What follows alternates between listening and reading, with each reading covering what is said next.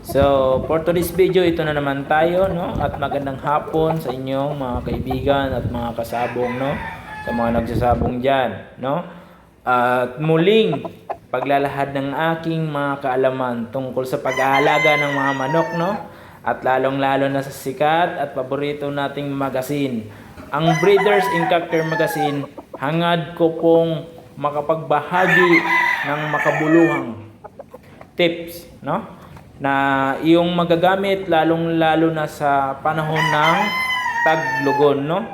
So, ibabahagi ko sa inyo ang mga pinakamainam ng mga paraan para masabi nating iyong mga alaga ay nasa mabuting kamay habang sila ay nasa masilang kondisyon habang naglulugon.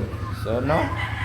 Isa sa mga pinakamahirap na yugto ng pag-aalaga ng manok, no, ay yung ito ay naglulugon o molting sa English, no, kung ibig sabihin sa English. Ang molting ay natural ng pagpapalit ng balahibo, no, ng mga manok na tumatagal lang sila sa 3 hanggang 4 na buwan o higit pa kapag matured na kasi sila, no.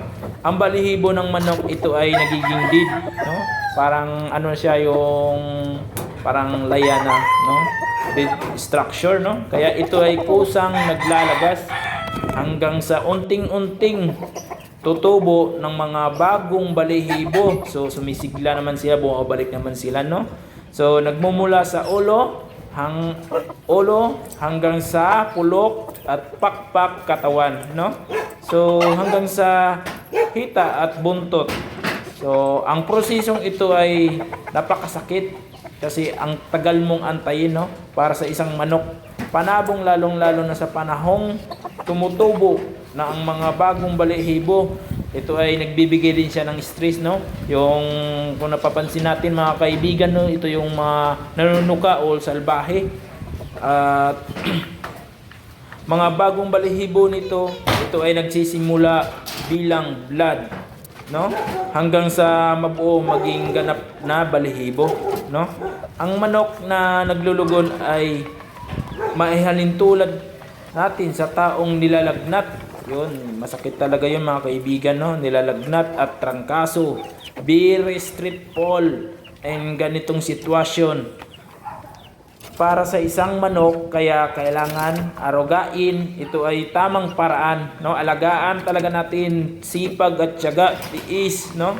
Ito ay ilang mahalagang tips para sa mamaayos or paglulugon ng ating mga panabong, no? So ito yung mga ibibigay ko sa inyo mga kaibigan, no, mga kasabong, no?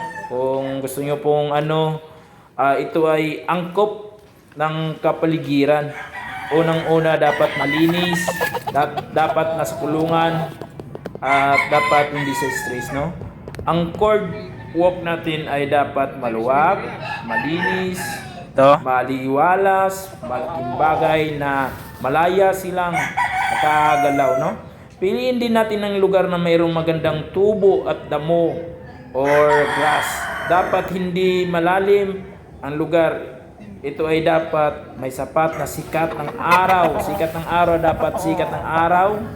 Or importante rin po ay hindi mahangin para hindi mabugbog sa hangin, no? Kaya ngayon minsan mga kaibigan, no, pinapaliliguan nating mga manok kasi masakit sa katawan kapag hangin, sobrang lakas ng hangin, masakit po yun sa kanila, no? Lagi natin tatandaan mga kaibigan, no? Mahalaga ang regular o nahihinsisyo para sa ating mga panlabang manok, no? So, nasa ganitong estado. Bigyan natin sila ng hand sparring, no? Yung kabitawan natin para or after no mga kaibigan, dapat no mga pagbitaw, pagka kinabukasan, nililigo natin 'yan, no? So, 2 beses natin silang tinatawag na catch cock exercise, no?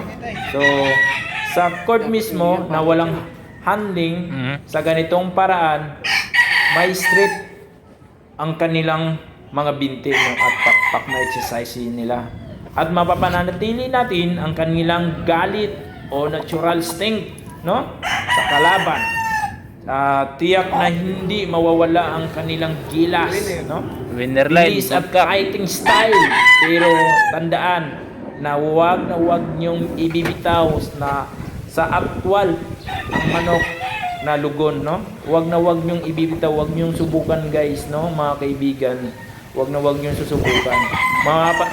Mapananatili natin ang kanilang galit, no?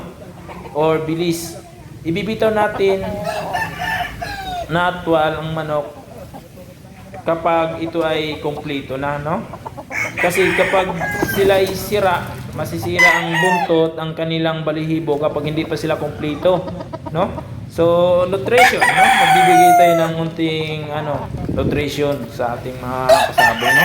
Huwag hayaang tumaba ang ating manok, dapat natural lamang ito, no? Habang naglulugon, bigyan sila ng tamang patuka ng kontra sa pula, no? Yung sa pula, alam niyo ba sa pula guys, yung taba, no? Taba nila.